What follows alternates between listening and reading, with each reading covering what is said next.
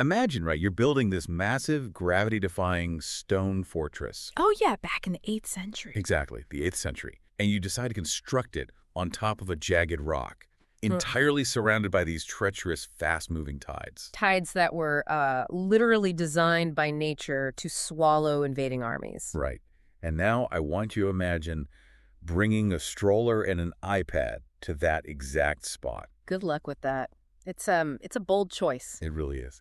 Anyway, welcome to the Travel Podcast by ExcursionPass. Today, we are stepping right into our role as your personal travel scouts. You know how we operate here. We act like that couple you're friends with, the ones who have already lived the experience. Made all the mistakes. Oh, so many mistakes.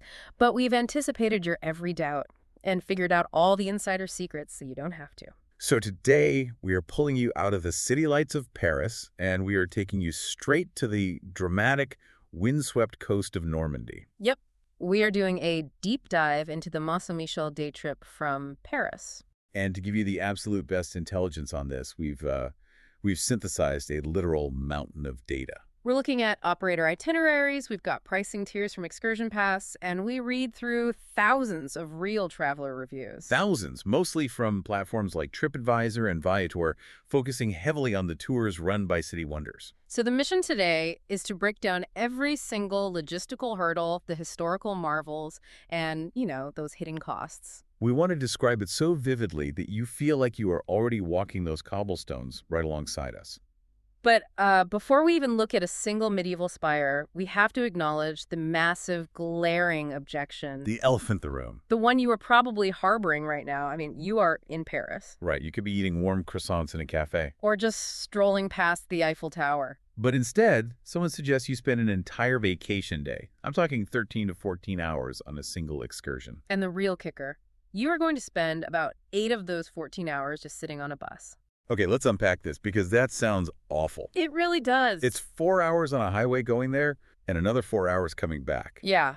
I mean, for anyone who has ever endured a middle seat on a transatlantic flight, the idea of an 8-hour bus ride sounds like a recipe for a cramped, miserable day. You just imagine this incredibly long, glorified taxi ride, right? Right, where you're just staring at a smudged window, smelling someone's egg sandwich. Oh, the egg sandwich is the worst. And you're just quietly regretting your itinerary choices. So is a single destination actually worth surrendering a full working day to transit? It is the undeniable elephant in the room, like you said. And it is a completely fair fear to have. It is. When you look at the raw numbers, surrendering over half your waking hours to a vehicle seems like a terrible return on investment for your precious vacation time.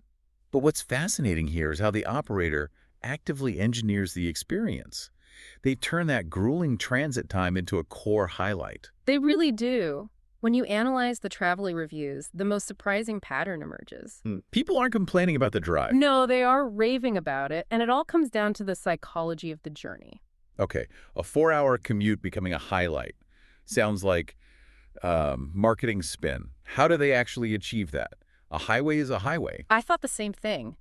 But they achieve it through the sheer talent of the guides. Okay. Review after review specifically names guides like Lawrence, Jasmina, and Deeple. Wow, they're getting called out by name. Constantly. And they don't just stand at the front of the coach reading a dry Wikipedia script. Right. Nobody wants that. Exactly. They transform that bus into a rolling, highly interactive history lesson. Because I guess to appreciate a place like Mont Saint-Michel, you really have to understand the centuries of conflict that built it. The conflict, the faith, the architectural insanity. Yeah, I actually read a review from a traveler named Natasha who specifically pointed this out. Oh, what did she say? She noted that her guide, Lawrence, didn't just, point out fields as they drove by. Yeah. He painted a picture of 1944. Yeah, he broke down the staggering logistics of the Allied invasion, explaining the strategic importance of the Normandy coast. Right. The brutal reality of the hedgerow warfare. Exactly. And he connected the timelines. From the 100 Years' War, when Mont Saint-Michel stood as this unconquered fortress against the English, all the way up to World War II. See, that is precisely it. Another traveler, Mikhail, highlighted a guide named Deeple, saying her storytelling essentially built the region in their minds before they even arrived. That's a great way to put it. It fundamentally changes the dynamic of the trip. You aren't just enduring a drive. Right. You are being intellectually and emotionally prepared for the destination. So by the time that coach approaches the coast, you understand the historical weight of the soil you are about to step on. Exactly. The guides use that 4-hour block to build anticipation. They mix deep historical context with travel advice and humor to keep the energy up. Okay, that makes sense. You're effectively getting a 4-hour masterclass in French history, which makes the visual payoff at the end much more impactful. But let's push back on the physical reality for a second. Okay, sure. Intellectual preparation is great, but human bodies still need to stretch, use the restroom, consume caffeine. Absolutely. It can't be a nonstop hostage situation on a bus. No, and the logistics are designed to be quite humane. The operation breaks up the drive strategically. Okay, so they stop. Yes, both on the 4-hour leg there and the 4-hour leg back. The itinerary includes a pit stop halfway at a large service station. Oh, nice. Yeah, it gives everyone a chance to stretch their legs, grab a coffee, or buy a snack. That's a lifesaver. It is. And furthermore, the sources consistently praise the professionalism of the drivers. Names like Sebastian and Axel frequently pop up in the reviews. Which is huge because navigating the chaotic morning traffic of Paris and then the long, monotonous stretches of the Normandy highways that requires serious skill. And travelers consistently report feeling incredibly safe and comfortable with them at the wheel. Well, speaking of that chaotic morning traffic, we should probably set the scene for the very beginning of this day. Oh, yes, the early wake-up call. Right. Your alarm goes off in Paris, and it is likely still pitch dark outside. Very dark. You have to navigate across the city to be at the meeting point by 6:45 a.m. for a strict 7:00 a.m. departure. No sleeping in on this trip. None. You are meeting near the Église Notre-Dame de Compassion, which is located at the Place du Général Koenig in the 17th arrondissement. You're just looking for a representative holding a sign. And you won't be getting back to the drop-off point at Port Maillot until 8:00 or 9:00 p.m. I mean, it requires serious stamina. It does. But I promise you, that stamina pays off the moment the highway curves and you finally see Mont Saint-Michel rising impossibly out of the bay. I've seen pictures. It looks like magic. It does. You've just spent hours hearing about centuries of French defense, and suddenly the geographical reality of why this place was impenetrable just hits you. But here's where it gets really interesting, Yeah. Because you can't just drive a massive luxury tour bus up to the front door of a UNESCO-listed medieval marvel. No, you definitely cannot. You have to earn your entrance. The ocean dictates the rules here. The ocean, and specifically the tides, right? Exactly. The coach drops you at a designated parking area on the mainland. It doesn't go all the way up. So what happens then? From there, you have two choices to traverse the causeway to the island itself. There is a free shuttle provided, which sounds incredibly convenient. I love a free shuttle. We all do. However, the data points out a crucial bottleneck. In the peak spring and summer months, the lines for that shuttle can be staggering. Really? Like, how bad are we talking? Bad. The sheer volume of global tourists converging on this single point creates a massive traffic jam of humans. Wow. Which means if you don't want to burn your precious exploring time standing in a line for a bus, your alternative is walking. Yes. And we need to be crystal clear about this. It is not a casual 5-minute stroll across a bridge. No, it's not. Yeah. It is a solid, exposed 40-minute trek from the parking area to the base of the island. Yep. And that walk is just the warm-up. Exactly. Once you pass through the medieval gates of the island, the real physical challenge begins. Right, because you are thrust into this maze of narrow, winding streets filled with centuries-old shops, restaurants, and thousands of other tourists. And the entire time, you are walking uphill on uneven cobblestones. Ugh, the calves are burning just thinking about it. The abbey sits at the very apex of the rock, so it's a climb. So I want to heavily emphasize this for anyone listening who might be planning a multi-generational family trip. Good point. The source materials are unambiguous about this. Mm-hmm. This excursion is absolutely not wheelchair accessible. Not at all. And travelers must possess a moderate physical fitness level. I mean, you are navigating intense crowds, steep inclines, and countless stone stairs to reach the abbey. If mobility is an issue, this specific day trip will be incredibly punishing, if not completely impossible. That's a tough reality. It is, and that physical reality is exactly why the tour operators have designed a very specific balance between guided time and independent time once you are on the island. Okay, so they don't just abandon you at the parking lot. No, they don't. But they also don't force you into a rigid military-style march all day either. Thank goodness. When you arrive, your guide stays with you to navigate that initial chaos. One reviewer noted how their guide, Asma, held her flag high and just expertly wove the group through the bottleneck of the village streets. Like a human snowplow. Basically, while dispensing real-time tips on where to eat and what to avoid during their free time. That's super helpful. They get you through the worst of the crowds and up to the entrance of the abbey. Exactly. But once you are at the gates of the Merveille, that's the Gothic masterpiece at the very top. The dynamic completely flips. They hand you your entry ticket and step back, right? They do. You aren't dragged through the monastic halls as part of a giant 50-person herd. You transition to a self-guided audio app. And this brings us to perhaps the most critical logistical mandate of the entire excursion. Oh, listen closely to this part. You absolutely must download this audio app onto your smartphone prior to the tour. Yes. Do not forget this. The credentials and download instructions are provided on your booking voucher. Do this at your hotel in Paris while you still have a strong Wi-Fi connection. Please, do not wait until you are standing inside an 8th century stone fortress to try and get a 5G signal. Seriously, those walls were literally designed to repel English cannonballs. They will effortlessly repel your cell service. That is so true. The app functions entirely offline once it is downloaded, but the app is totally useless if you don't bring your own earphones. Wait, the tour doesn't provide them? Nope. You have to bring your own. And furthermore, running a location-based audio guide for a few hours will definitely drain your battery. Well, yeah, it will. So bring a fully charged phone and, ideally, a portable power bank. Honestly, that is a non-negotiable packing item for this trip. But the reward for that preparation is total autonomy. Exactly. As a solo traveler named Caitlin highlighted in her review, the brilliant part of this setup is the freedom it affords you. Right, because once you have your ticket and your app, you are just given a firm time to be back at the bus. And the rest of those 4 or 5 hours are entirely yours.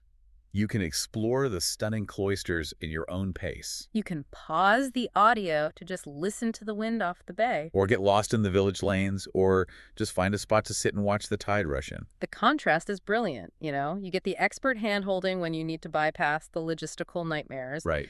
And then you get complete independence when you want to absorb the atmosphere of the site. It is a highly engineered experience. But, as we know, engineering comes at a cost. Always does. We've established the historical magic of the destination and the narrative value of the journey. But standing in the shadow of a medieval marvel inevitably brings us crashing back to modern reality. Financials. Specifically, the reality of how much it costs to get you there and what the fine print actually dictates. So let's connect the ethereal experience to the credit card statement. Let's do it. When we cross-reference the booking platforms, there is a very noticeable variance in pricing and policy that you need to navigate. Okay. So Viator lists baseline prices starting from about $127.14 per adult. Okay, not terrible. But meanwhile, ExcursionPass highlights a specific July-Thursday option that jumps to $220. So what does this all mean? I mean, for anyone trying to budget their Paris vacation, seeing a price gap like that is super confusing. It feels like dealing with airline tickets. That's because it operates on very similar principles. You are looking at dynamic pricing algorithms. Ugh, dynamic pricing. Yeah. The cost fluctuates aggressively based on demand, the specific season, and how close you are to the departure date. So a random Tuesday in November is going to cost significantly less than a prime Thursday in mid-July. Exactly. Tour operators have a fixed number of seats on that coach, and when European summer tourism peaks, the value of that seat skyrockets. That makes sense. Let's talk about who is actually sitting in those seats, though. What if you're bringing your kids? Because the fine print gets a little complicated here. It does. It requires careful reading. The ExcursionPass listing explicitly states a minimum age of 7 for participation. Okay, so no toddlers there. Right. However, Viator's documentation notes that infants under 2 can sit on a parent's lap. But there's a catch, right? A massive caveat.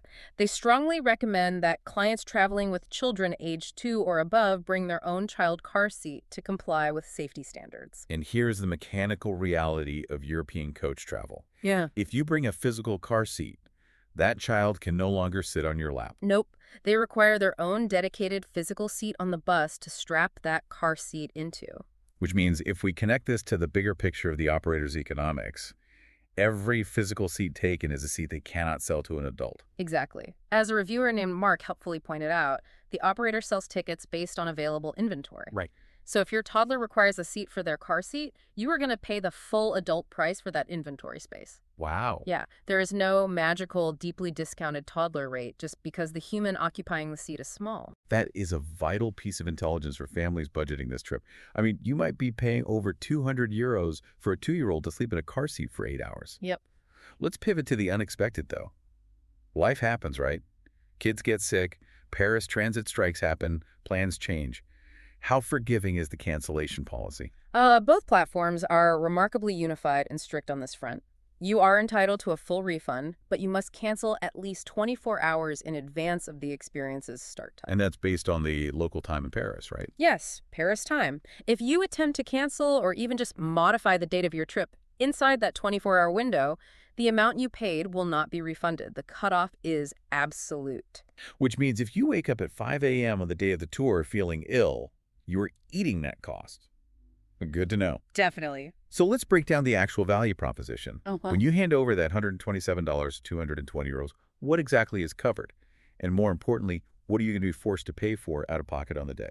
Good question. So included in your ticket price is the round-trip transport on the climate-controlled coach, Nice. the services of your English-speaking tour leader, your physical entry ticket to the abbey itself, and access to the self-guided audio app. Okay, so the structural bones of the day are covered. You get there, you get educated, you get inside. Exactly. But you need to budget for the exclusions. First off, hotel pickup and drop-off are not included. Oh, right. You are responsible for transporting yourself to that meeting point by 6:45 a.m. And depending on where you are staying in Paris, the metro might not even be running efficiently that early. True. One reviewer noted they had to take an Uber from the Champs-Élysées early in the morning, which added about 18 euros each way to their total cost. That adds up. And what about food? A 14-hour day requires a lot of calories, especially when you are hiking up medieval cobblestones. Food and drinks are entirely your financial responsibility. You're on your own. Yeah, but you have options. You can pack a lunch and snacks in Paris to eat during your free time on the island, which is honestly the most budget-friendly route. I'd probably do that. Me too. Alternatively, you can purchase food at the highway service stations during the pit stops or at the restaurants located on Mont Saint-Michel itself. Though I'd assume you should expect premium tourist destination pricing if you choose to dine on the island. Oh, absolutely.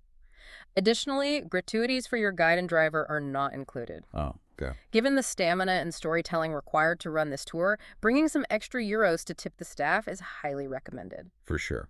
Now, there's one final crucial piece of practical intelligence regarding the actual entrance to the abbey. We mentioned the physical climb, but there's also a sartorial requirement. Yes, this is big. Mont Saint-Michel is not merely a museum, it is a functioning religious site. Right. The abbey enforces a strict dress code. Both men and women must ensure their knees and shoulders are covered to enter. Wow. Let that sink in for a second. Yep. Imagine waking up at 5:30 a.m., surviving an Uber ride across Paris, sitting on a bus for 4 hours, navigating a massive crowd to catch a shuttle, and then hiking 40 minutes uphill only to be denied entry to the main attraction because you're wearing a tank top and running shorts. It would be a devastating logistical failure. Truly. Always pack a scarf, a light sweater, or convertible pants in your day bag. Knowing these specific granular details is the entire difference between a wildly stressful day and a magical, seamless experience. Absolutely. Which brings us to the final verdict.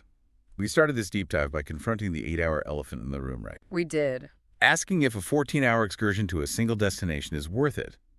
Based on the synthesis of thousands of traveler experiences, the overwhelming consensus is yes. Yes, it is. Look, it demands an undeniable amount of physical and mental stamina. The early start, the late return, the crowded shuttles, and the steep climbs are real hurdles. Right, sure. But it delivers immense, unique value. You are pairing a breathtaking, gravity-defying architectural wonder with passionate guides who literally resurrect the history of France on the drive there.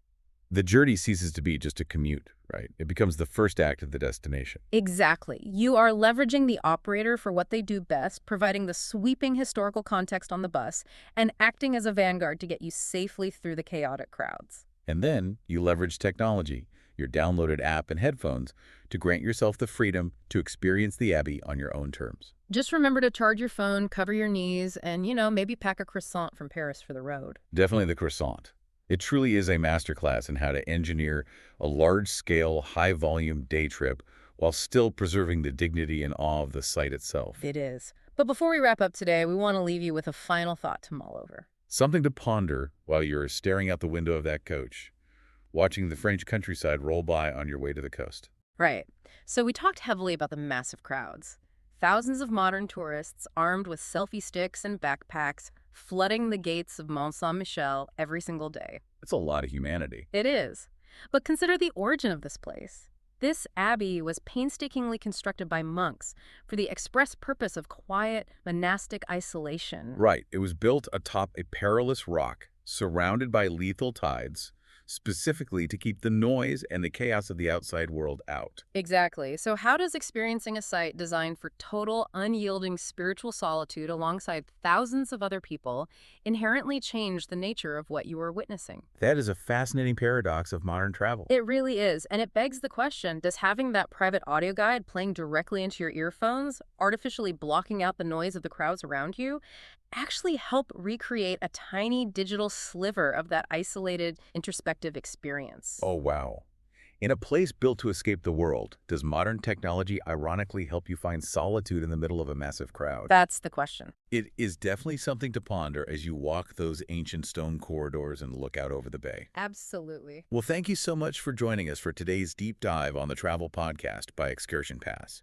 We hope we've anticipated your doubts, answered your questions, and made you feel infinitely more prepared for your next adventure. The world is out there waiting to be explored. Safe travels, everyone.